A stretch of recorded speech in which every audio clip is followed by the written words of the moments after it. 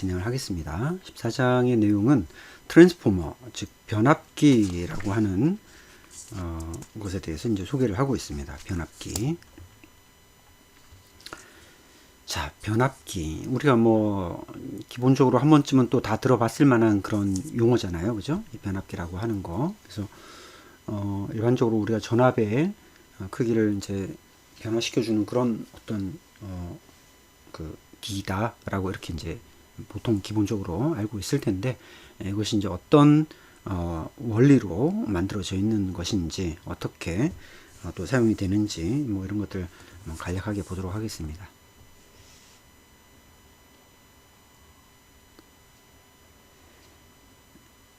자, 두 개의 코일이 이제 서로 근접했을 때, 한 코일에 의해서 다른 코일에 이제 유도 전압을 만드는 거예요. 유도 전압을. 그래서 이제 이런 어떤 현상을 이용하는 것을 이런 성질을 이제 상호 인덕턴스라고 이렇게 이제 이야기를 하는 거고요. 상호 인덕턴스. 자, 인덕턴스. 여러분들이 이제 요 용어에 대해서 이제 잘 한번 보시면, 우리가 인덕터라고 할 때 그 앞에 인덕트라고 하는 것이 이제 유도된다라고 하는 거잖아요. 그죠? 유도된다. 그래서 인덕터는 유도를 만드는 거, 또 인덕턴스는 유도하는 성질, 뭐 이렇게 이제 여러분들이 이해하시면 되죠. 그죠? 그래서 V하고 IND라고 이렇게 표기를 하면, V하고 IND라고 이렇게 표기를 하면은, 요게 induce라는 거는 이제 유도하는 거잖아요. 유도하다. 그래서 유도된 전압이다라고 이렇게 이제 이해를 하시면 되고, 그래서 mutual이라고 하는 거는 이제 상호라고 하는 그런 영어 단어죠. 그래서 이제 그거를 그대로 우리말로 이렇게 번역을 할 때 상호 인덕턴스라고 이야기를 하는 거예요. 자, 그 다음에 이제 우리가 인덕턴스를 나타낼 때 이렇게 L이라고 표기를 했는데, mutual inductance, 상호 인덕턴스라고 하는 용어를 표기하기 위해서 여기다가 이제 첨자를, M자를 붙인 겁니다. 자, L, 그죠? 우리가 앞에서 L이라고 하는 거, 인덕턴스라고 하는 걸 L로 표기한다라고 했고, 그죠? 여기다가 M자를 이렇게 붙임으로써 mutual inductance, 상호 인덕턴스, 혼자서 발생하는 그런 인덕턴스 값이 아니라 두 개가 붙어 있을 때, 두 개의 코일이 붙어 있을 때 하나에 의해서 영향을 받아서 만들어지는 그런 인덕턴스다라고 이렇게 이제 생각하시면 되겠죠. 그런데 이제 그것이 자기장이 도와주는 방향인지, 더 증가시키는 방향인지, 아니면 억제하는 방향인지에 따라서 전체 인덕턴스가 증가되기도 하고 감소되기도 한다라고 하는 겁니다. 그 다음에 이제 또 하나 그 결합 계수라고 하는 것이 나오는데, 결합 계수라고 하는 것은 두 개의 이제 서로 연결되어 있는 서로 마주보고 있는 이 코일들이 얼마나 잘 이렇게 이제 결합되어 있는지에 대한 척도로 그냥 상수로 0에서부터 1 사이의 값을 가지는 하나의 계수로 사용을 하는 겁니다.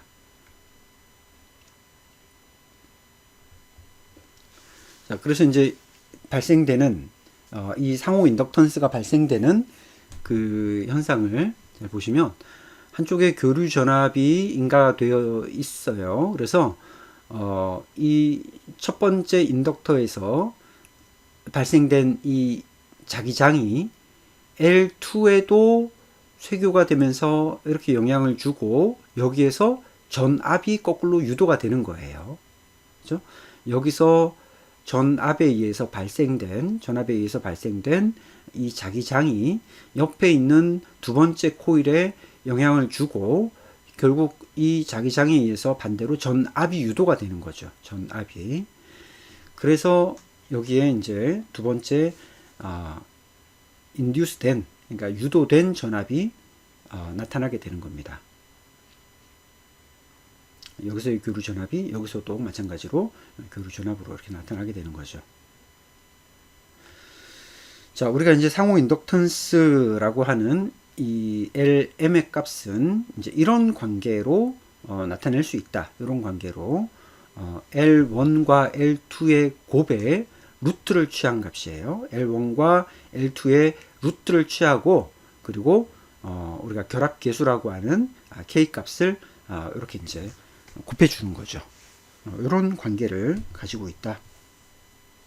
상호 인덕턴스를 구하는 공식은 각각 L1과 L2 첫 번째 코일과 두 번째 코일이 가지고 있는 그 인덕턴스 값이죠.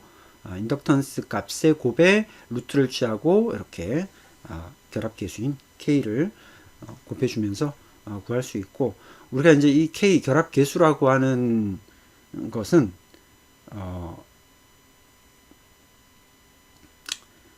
자, 우리가 이제 요거 첫 번째 요 파이 1과 파이 1-2 또는 뭐 2-1 요거는 첫 번째는 1차 코일에서 발생된 자속이고, 그 다음에 1-2 또는 2-1은 1차 코일에서 발생된 자속 중에서 2차 코일에 쇄교된 자속이다 라고 이렇게 이제 정의가 돼 있죠.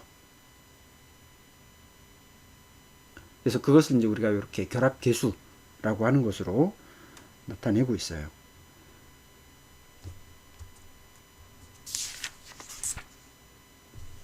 자, 기본적으로 여러분들이 요 뮤추얼 인덕턴스 LM이라고 하는 것은 이런 관계식이 있다. 이 정도 기억하시면 되겠죠, 그죠?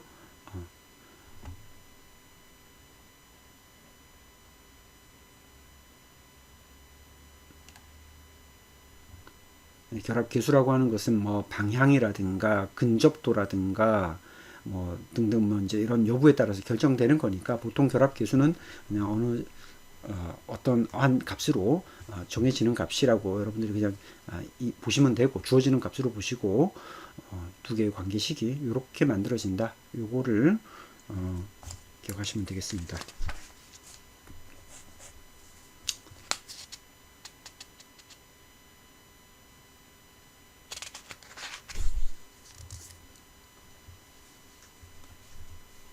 자, 기본적으로 우리가 이제 트랜스포머 또는 뭐 변압기라고 이야기를 할 때 기호로, 회로의 기호로서는 이제 이런 식으로 나타낼 수 있어요.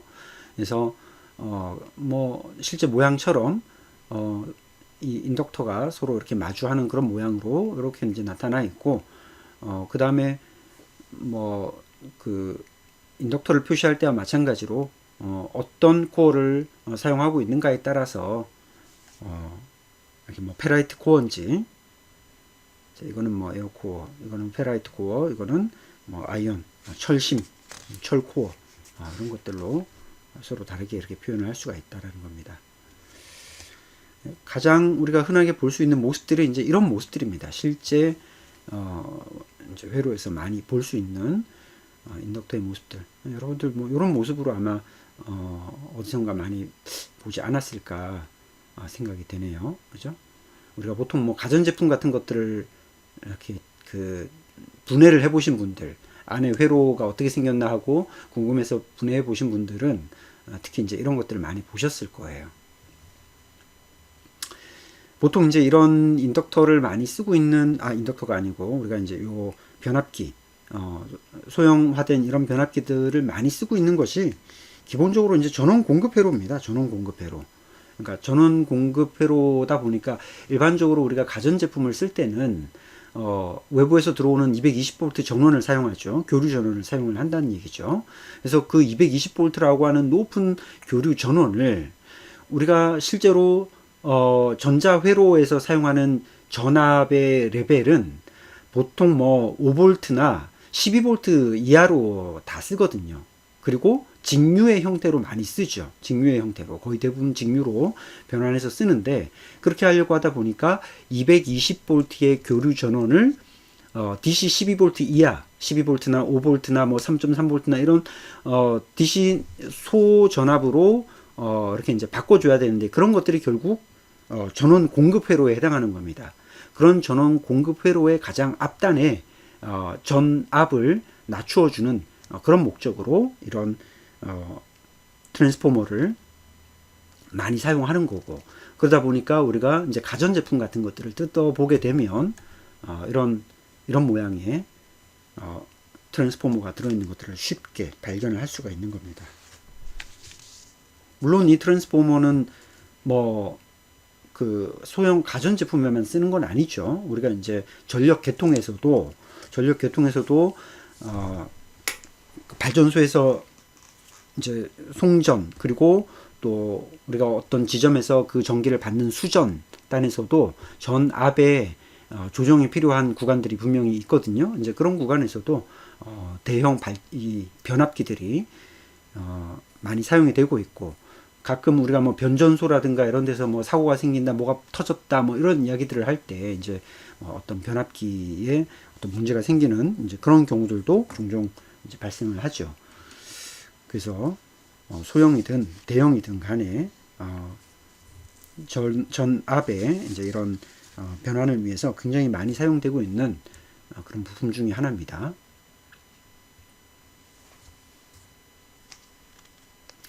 자, 권선비 또는 뭐 권수비 이렇게 이제 이야기를 할 수 있는데, 권선비라고 하는 것에 따라서 결국 1차 측의 전압과 2차 측의 전압의 차이가 생기게 됩니다.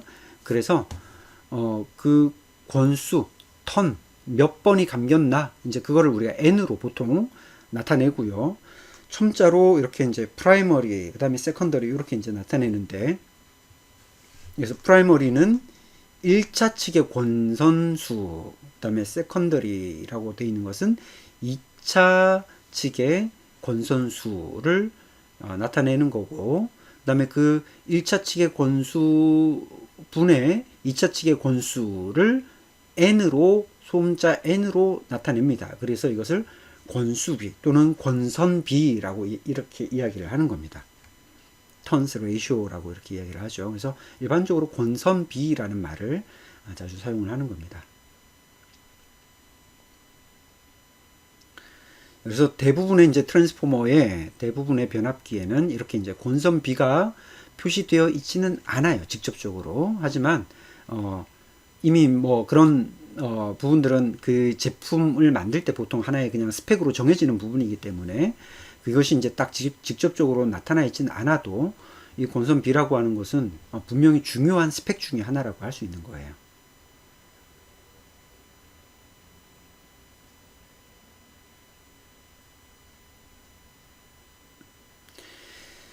자, 권선의 방향도 이제 중요한 요소죠. 그래서 이 권선의 방향에 따라서 그 이제 위상이 달라집니다. 우리가 일반적으로 이제 교류를 이렇게 교류 전압을 이렇게 이제 트랜스포머를 통해서 다른 전압으로 변환을 할 때 위상이 달라지는 특성이 있어요. 이 권선의 방향에 따라서. 즉 극성이 변화된다라고 보면 되는 거죠. 극성이. 자, 이렇게 이제 뭐 일정한 방향으로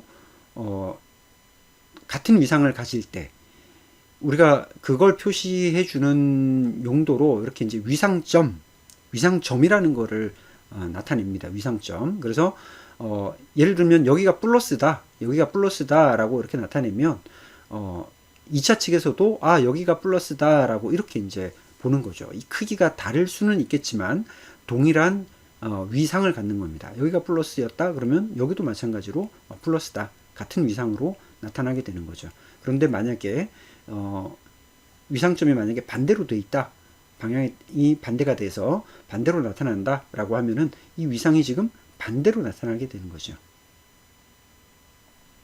네, 반대 위상. 그래서 이것을 이제 뭐 페이지 닷 또는 뭐 위상점이라고 이렇게 이제 나타내는 겁니다. 그래서 위상점이 같을 때는 1차 측의 위상과 동일한 방향으로 나타나지만 만약에 위상점이 다를 경우에는 반대로 나타나게 된다. 그것이 이제 코일의 방향, 권선 방향에 따라서 이렇게 달라질 수 있다라고 하는 겁니다. 자, 그 다음에 이제 우리가 이 결국 권선비에 따라서 1차 측의 전압과 2차 측의 전압, 1차 측의 전압에 대비한 2차 측의 전압이 이제 달라지게 되는데, 그래서 이렇게 2차 측이 올라가는 거, 1차 측보다 올라가는 경우를 승압된다라고 하죠. 더 올라가니까 승압된다라고 하고, 이제 이걸 스텝업이라고 이야기를 합니다. 그래서 승압 트랜스포머라고 이야기를 하는 거고요. 만약에 2차 측의 전압이 1차보다 낮으면 강압 트랜스포머라고 이렇게 이야기를 하는 거죠. 그리고 스텝 다운 트랜스포머, 영어로는 이렇게 이제 표현을 합니다. 그래서 옛날에 우리나라가 110V를 쓰다가 220V를 쓸 때, 이제 들어오는 전원이 220V인데 옛날부터 사용하던 가전제품들이 여전히 뭐 110V였던 것들이 많죠. 또 그런 경우도 있고, 또 어떤 경우는 지금 미국에서 들어오는 제품들은 여전히 뭐 100에서 120V 정도의 전원을 사용하는 것들이 많잖아요. 그래서 우리나라에서 사용을 하기 위해서 그런 120V의 전압을 가진 제품들을 사용하기 위해서 이제 전원을 낮춰서 사용을 해야 되는데, 그렇게 하려고 하다 보니까 소위 말하는 트랜스라고 하는 걸 쓰는 거죠. 그 트랜스가 결국 이 트랜스포머를 의미를 하는 거죠. 그죠? 그리고 옛날 어른들은 이거를 도란스라고 이야기를 했죠. 도란스. 도란스 가져와라 라고 이렇게 얘기를 했었죠. 그래서 이제 보통 그럴 때 쓰는 것들이 다 강압 트랜스포머를 쓰는 거죠. 강압 트랜스포머. 즉, 우리가 220V의 전원이 들어왔을 때 그것을 뭐 110V나 120V로 줄여주는 겁니다. 낮춰주는 겁니다.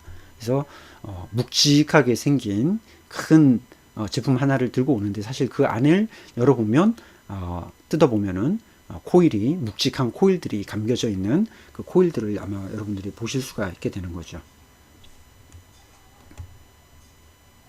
자, 그래서 이제 우리가 권수 B를 이렇게 이제 소문자 N으로 나타냈었고, 이것이 1보다 크면 승합 트랜스포머고, 이것이 1보다 작으면 강압 트랜스포머가 되는 겁니다. 자, 그 다음에 또 하나 우리가 트랜스포머의 주요한 또 하나의 용도 중에 하나가 뭐냐면 직류 전련이라고 하는 거, 이제 아이솔레이션이라고 하는 이 전련이 하나의 주된 또 하나의 사용 예가 될 수가 있습니다. 그래서 권선비가 1이라고 하는 것은 그냥 1차 측의 전압이 2차로 그대로 뭐 전달이 되는 겁니다. 그냥 이쪽에서 이쪽으로 전달이 되는데, 그러면 굳이 그럴 걸 뭐하러 이 트랜스포머를 쓰느냐라고 하면은, 이 트랜스포머는 두 회로 간에 이렇게 이제 동일한 전류의 전압의 그 경로는 유지는 하면서도 직류 성분을 차단할 수 있는 그런 목적으로 쓴다는 거죠.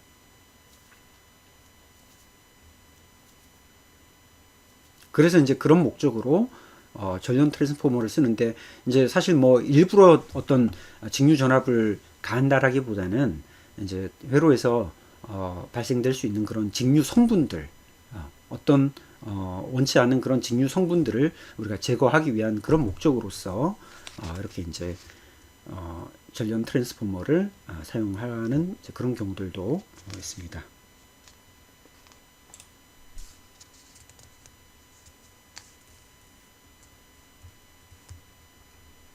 자, 이제 우리 트랜스포머의 부하를 연결하는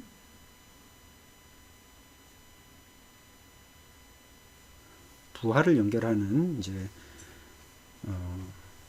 상황을 한번 같이 보면은, 1차적으로 이제 확실히 알아야 될 거는 뭐냐면, 우리가 전압에 대한 것은 변화를 줄 수 있는데, 그렇다고 해서 전력이 증가될 수는 없는 거예요. 전력의 변화를 줄 수는 없는 거죠. 그러니까 이런 경우 이제 2차 전압이 1차 전압보다 높으면 전류는 어떻게 되느냐? 1차보다 낮아지게 되는 겁니다. 그 반대도 마찬가지죠. 전압이 낮아지면 전류는 높아질 수 있는 겁니다. 하지만 전력은 변화가 없는 거죠. 자, 이제 전류에 대한 트랜스포머 권선비는 이제 이렇게 나타낼 수 있는 거고요. 우리가 앞에서는 지금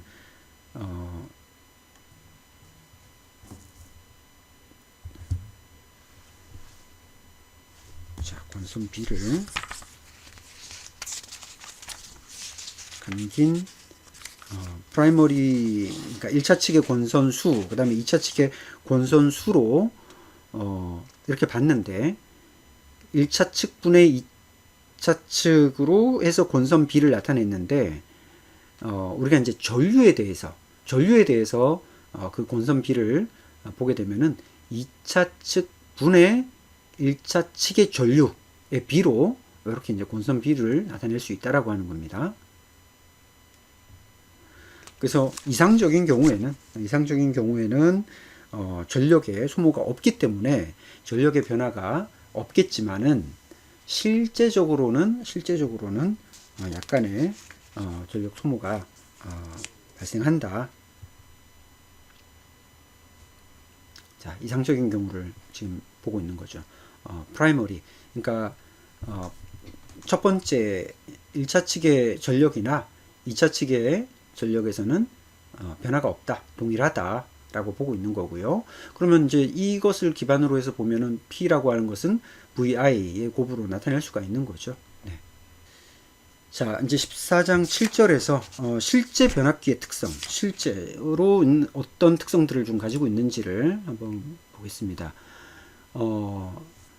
이상적인 트랜스포머, 아까 얘기한 것처럼 사실 뭐 이상적인 경우에는 이제 1차 측의 전력, 2차 측의 전력에 동일하기 때문에 전력 소모가 없다라고 이렇게 이제 볼 수 있지만 실제로는 손실이 여러 가지의 원인에 의해서 발생할 수 있는데 첫 번째는 뭐 권선 저항이라는 겁니다. 권선도 하나의 어떤 저항으로서 작용한다라고 했죠, 그죠? 그러니까 그거에 의해서 결국 열로 이제 손실되는 그런 것들이 있고요. 그 다음에 히스테리시스 손실, 자기장의 지속적인 전환, 결국 자기장이라고 하는 것이 이제 지속적으로 방향이 이제 교류회로 의해서 바뀌죠. 그러면서 우리가 히스테리시스라고 하는 것을 봤는데 이제 그 히스테리시스에 의한 손실도 하나의 손실 원인 중에 하나다. 그 다음에 이제 코어 내에서의 어떤 에디 커런트, 순환되는 그런 전류로 인한 코어 손실도 발생할 수 있고 또 누설 자속이라는 것이 있다 이거죠. 그러니까 1차 측에서 발생한 그 자속이 모두 다 2차 측으로 들어가는 것이 아니라 이렇게 이제 뭐 누락이 되는 것들이 있겠죠. 그런 것들을 이제 누설 자속이라고 이렇게 이제 표현을 하는데 그런 누설 자속에 의해서 100%가 다 전달이 되지 않는다라고 하는 거죠. 그 다음에 이제 권선 캐패시턴스 라고 하는 것. 우리가 앞에서도 이제 인덕턴스의 특성을 이야기를 하면서, 권선과 권선 사이에서 발생할 수 있는 권선 캐패시턴스라고 하는 것이 이제 있다라고 했는데, 이것도 미미하지만, 권선에 발생할 수 있는 하나의 요소이기 때문에, 이것도 손실의 원인이 될 수 있다라고 하는 것이고요. 그 다음에, 전격 피상전력, 뭐 피상전력이라고 하는 것도 제가 아까 이제 전력을 이야기하면서 잠깐 이야기를 했지만 결국 이 피상전력이라고 하는 것도 이렇게 이제 유효전력과 무효전력의 벡터 연산으로 만들어지는 이제 그 전력 값이기 때문에 이런 것에 의해서도 손실이 발생한다라고 하는 겁니다. 그래서 여러 가지 원인들이 이제 복합적으로 작용을 하는 거죠. 그래서 결과적으로 실제 트랜스포머는 이상적인 트랜스포머와는 다르게 손실이 발생한다라고 하는 겁니다. 손실이 발생한다.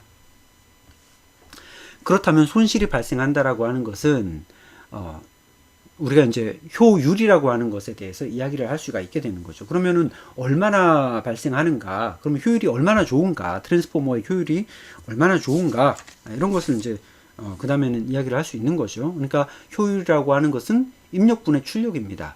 그러니까 파워의 입력분의 파워의 출력, B. 이것을 우리가 효율이라고 이야기를 하는 거고, 자, 요거는 뭐 우리 이거 알파벳 N이 아니고 그리스어 에타라고 하는 겁니다. 에타. 그리스어 표기로 에타라고 하는 것으로 나타낼 수 있는데 입력분의 출력, 전력의 입력분의 출력의 비로 우리가 트랜스포머의 효율이 뭐 몇 퍼센트 된다라고 퍼센트로 나타낼 수가 있는 겁니다. 뭐 예를 들어서 이런 식으로 지금 돼 있는 회로라고 한다면 뭐 효율이 얼마인가 이렇게 이제 물어볼 수 있는 거죠. 자, 그러면 이제 그걸 계산하기 위해서 회로에 있는 요 전력 입력, 지금 이제 입력이라고 하면은 즉 1차 측에서의 프라이머리 1차 측에서의 전류 전압 곱 분의 2차 측에서의 전류 전압, 여기서 이제 우리가 저항과 또 전압을 이용해서도 전력을 계산해낼 수가 있겠죠. 그래서 이렇게 계산을 해 보면 이제 어떤 그 비에 따라서 몇 퍼센트라고 하는 것이 나올 수가 있는 겁니다. 자, 그런 것들을 이제 만들어내는 그 과정들을 우리가 이제 앞에서 봤던 그런 다양한 소자와 회로들을 이용을 해서 만들어내게 되는데, 제일 첫 번째로 그러니까 이제 회로 그 전압의 이 형태를 이제 바꾸어주는 이제 그런 부분들을 우리가 이제 정류회로라고 할 수 있죠. 정류회로. 그러니까 쉽게 얘기하면 교류회로는 이렇게 교류회로 이렇게 계속해서 플러스와 마이너스를 이렇게 반복하는 이런 사인파를 그리면서 나타나는 이런 파형을 가지고 있는데, 우리가 여기서 직류회로를 얻기 위해서 이렇게 직류회로라고 하면 이렇게 일정하게 나타나는 이런 전원의 형태인데, 이런 회로를 얻기 위해서 중간에 어떤 과정들을 거치는가, 이런 것들을 이제 우리가 그 앞에서 봤던 그 소자들을 활용을 해서 이렇게 이제 넘어가게 됩니다. 그래서 이거는 지금 뭐 전반적인 그 과정을 쭉 설명을 한 건데, 조금 상세하게 요 뒤에서 한번 보도록 하죠. 자, 우리가 이제 정류라고 하면은 결국 이런 교류 파형을 이렇게 이제 직류로 바꿔주기 위한 방법인데, 자, 우리가 기본적으로 가장 간단하게 다이오드라고 하는 것을 하나를 사용할 수가 있어요. 자, 그러면 이제 실제적인 회로에서 교류 전원으로 뭐 예를 들면 120V라고 하는 교류 전원이 인가가 될 때 이 교류 전원을 1차로는 변압기를 통해서 트랜스포머를 통해서 낮은 교류 전원으로 바꿔줍니다. 왜냐하면 이 높은 교류 전원을 그대로 우리가 전원의 어떤 회로로 사용하기 위해서는 나머지 모든 소자들이 다 커져야 되고 하기 때문에 굳이 그렇게 할 필요가 없는 거죠. 그러니까 높은 교류 전원을 1차로 낮은 교류 전원으로 바꿔주는 겁니다. 그건 이제 변압기를 통해서 이 권선 B를 통해서 우리가 쉽게 구현이 가능한 거죠. 그 다음에는 다이오드라고 하는 이 소자를 통해서 이제 플러스 방향에 전압만 걸러주는 겁니다. 여러분들이 이 다이오드라고 하는 게 어떤 소자인지는 아마 알고 있을 텐데, 그죠? 다른 시간에 뭐 한번 했는지 모르겠지만 한쪽 방향으로만 전류를 흘려주는 겁니다. 그래서 여기서 여기가 플러스, 이쪽이 마이너스가 될 때 플러스에서 마이너스 방향으로 이렇게 한쪽 방향으로 전류를 흘려주는 거죠. 만약에 이쪽이 마이너스가 되면 흘러가지 못하는 거죠. 그러다 보니까 여기서의 지금 전압의 형태가 이렇게 나타났을 때 다이오드를 거치게 되면 플러스 영역만 남게 되는 거죠. 플러스 영역만. 그죠? 이렇게 플러스 영역만 남게 되는 겁니다. 그래서 이렇게 반쪽만 정류가 된다라고 해서 이것을 우리가 반파 정류회로라고 이야기를 하는 겁니다. 자, 그러면 이제 전파 정류라고 하는 것은 플러스와 마이너스 영역 모두를 다 이제 걸러주는 겁니다. 하지만 우리가 실제로 DC 전원에서는 마이너스의 값을 지금 요하는 게 아니죠. 그래서 여기 가운데 지금 이제 탭이 있는 이런 센터 탭을 가진 이런 트랜스포머를 이용을 해서 서로 이제 반대되는 파형에서 걸러주는 거죠.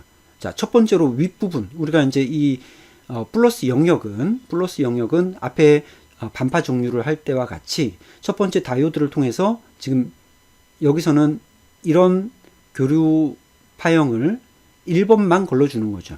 그럼 실제적으로 부하 저항에서 나타나는 전압의 형태는 1번만 나타난다라고 했어요. 그 다음에 이제 마이너스 영역은 여기서 지금 권선 B에 따라서 권선의 방향에 따라서 지금 이렇게 이제 반대로 나타나는 회로를 받아올 수가 있죠. 그죠? 그러면 이렇게 뒤집어진 파형에서 요 두 번째 다이오드 D2를 통해서 이번에는 2번에 해당하는 부분만 걸러서 이렇게 다시 전달을 하는 겁니다. 그러면은 첫 번째 그 구간에서는 D1에 의해서 이 1이라고 하는 부분만 남고, 두 번째 이 2라고 하는 이쪽 영역에서는 두 번째 다이오드 D2를 통해서 두 번째에 해당하는 파형이 걸러지게 되는 거죠. 그래서 모든 사이클에서 이 파형을 다 걸러준다고 해서 이제 전파 종류라고 이렇게 이제 이야기를 하는 겁니다. 그럼 최종적으로는 D1에 의해서, 두 번째는 D2에 의해서, 다시 D1에 의해서 이렇게 이제 걸러지기 때문에 하나의 사이클에 대해서 모두 다 이제 마치 이 밑에 있는 영역이 이렇게 뒤집어진 것처럼 걸러질 수가 있는 거죠. 이것은 이제 우리 전파 종류라고 이야기를 합니다. 그 다음에 이제 또 한 가지 이제 종류 회로 중에 대표적인 거 하나가 브릿지 종류라고 하는 것을 사용할 수가 있어요. 브릿지 종류. 이제 이 브릿지 종류라고 하는 것은 다이오드가 이렇게 이제 브릿지 회로로 만들어져 있는 거예요. 브릿지 회로로. 그래서 첫 번째 이제 우리가 여기서 높은 교류 전압을 낮은 교류 전압으로 바꿔주는 것까지는 똑같습니다. 똑같은데 첫 번째 구간 양의 영역에서는 자 전압의 전류의 흐름을 한번 잘 보시면, 자 여기가 플러스고 여기가 마이너스라고 했을 때 다이오드의 방향을 잘 보시면 지금 이제 이렇게 흘러가도록 되어 있죠. 그래서 다이오드가 여기가 열리고 그 다음에 부하를 거쳐서 여기를 통해서, 여기 지금 기호가 서로 조금 이제 잘못되어 있긴 하지만 어쨌거나 다이오드의 방향으로 봤을 때는 이렇게 흘러나오도록 되어 있어요. 그러니까 부하의 입장에서 봤을 때는 왼쪽이 플러스 오른쪽이 마이너스입니다. 지금 왼쪽에서 오른쪽으로 이렇게 흘러가는 방향이에요. 그 다음에 이제 마이너스 영역, 이제 교류의 흐름에서 마이너스 영역에서는 어떻게 되느냐, 지금 이렇게 흘러오도록 되어 있죠. 이쪽 방향으로. 그래서 이렇게 흘러서 지금 이쪽 다이오드를 통해서 이렇게 흘러갑니다. 그리고 어차피 D1으로 못 가니까 다시 여기를 통해서 이렇게 흘러가죠. 자, 이렇게 봤을 때도 부하의 입장에서는 왼쪽이 플러스 오른쪽이 마이너스 또 일정한 방향으로 흘러가게 되는 거죠. 그렇기 때문에 우리가 부하에서 전압을 측정을 하게 되면 지금 계속 일정하게 이렇게 이제 흘러나오게 되는 거죠. 그래서 이런 브릿지 종류 회로를 이용을 하게 되면 우리가 굳이 센터 탭이 있는 그런 변압기를 이용하지 않아도 이렇게 이제 회로적으로 구성할 수 있는 이런 전파 종류 회로를 만들어낼 수 있는 그런 장점들을 가지고 있죠. 그래서 이제 이런 브릿지 다이오드를 이용한 소자들도 많이 사용이 되고 있습니다. 자, 그 다음에 이제 우리가 이렇게 종류의 과정을 거쳐서 지금 이렇게 울룩불룩한 이런 거를 DC 회로로 우리가 그대로 쓸 수는 없겠죠. DC 전압으로 그대로 사용할 수는 없겠죠. 그래서 이제 이런 부분들을, 이런 맥동을 없애주기 위한 소자로서 우리가 콘덴서를 사용을 할 수 있어요. 그래서 이 콘덴서, 이 캐패시터의 원리에 따라서 충전과 방전을 계속해서 반복을 하게 됩니다. 그래서 우리 지난 시간에 봤던 것처럼 충전하고 또 서서히 방전되고 충전하고 방전되는 이런 것들이 계속해서 반복이 되죠. 그죠? 그리고 여기에 따라서 이렇게 이제 약간의 리플이 생기긴 하지만 이런 리플을 가진 이런 직류 전압이 이제 만들어지게 되는 겁니다. 그래서 우리가 파워 서플라이, 뭐 예를 들어서 이제 시중에서 쉽게 구입할 수 있는 SMPS나 이런 파워 서플라이를 보게 되면 그 이제 제품의 스펙 중에 뭐 리플 전압, 맥스 리플 전압 뭐 이런 것들이 있어요. 그러니까 리플이라고 하는 것은 결국 여기서 이렇게 잔잔하게 물결치는 부분들이 있죠, 그죠? 우리가 이런 정유기 필터 회로, 그러니까 이제 콘덴서에 의한 평활 회로라고 이제 얘기를 하는데, 이런 평활 회로를 거친다고 해도 어느 정도의 리플들, 이제 잔잔한 물결들이 남아 있습니다. 그러면 그 물결의 폭이 얼마인지가 그 제품의 스펙으로 보통 나와 있다라는 거죠. 그러니까 완전히 우리가 이론적으로 아주 직선의 그런 어떤 직류 전압이 아니고 파형이 아니고 약간의 물결이 있지만 그것이 우리가 직류 회로로서 사용하는 데는 문제가 없는 그런 정도의 리플이 되는 거죠. 네. 자, 이런 식으로 해서 이제 우리가 직류 전압원을 만들어 줄 수가 있게 되는 겁니다. 뭐 실제적으로 뭐 구매한다라고 하면은 직류 전원 공급기 안에는 이제 뭐 이런 식으로 회로가 들어가 있는 거고요. 전자회로 쪽에서는 여러분들이 나중에 전자회로 쪽에서 다시 한번 뭐 할 일이 있겠지만, 전자회로 쪽에서 많이 사용하는 소자 중에 하나가 이런 레귤레이터 소자라고 하는 게 있어요. 레귤레이터 소자. 예, 그래서 이런 레귤레이터 소자가 뭐 78 시리즈를 일반적으로 많이 사용하는데, 뭐 7805는 5V, 78 뭐 1호는 15V의 뭐 전원을 만들어주는 그런 소자라고 할 수 있어요. 그래서 요 앞단에, 요 레귤레이터 소자 앞단에 앞에서 얘기했던 변압기와 그 다음에 브릿지 다이오드를 거쳐서 일정한 직류 회로를 만들어주고, 예를 들어서 여기서 220V의 교류 전압을 변압기를 통해서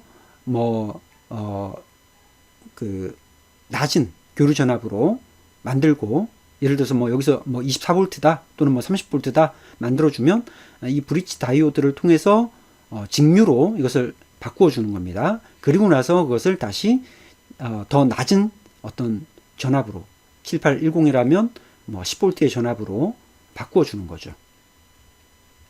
이런 식으로 해서 이제 최종적으로 우리가 직류 전압을 사용할 수 있도록 이렇게 이제 해주는 것들이 일반적인 전자 회로에서 사용하는 그런 직류 전압 회로, 직류 전압원 또는 파워 서플라이의 기본적인 회로라고 할 수 있습니다.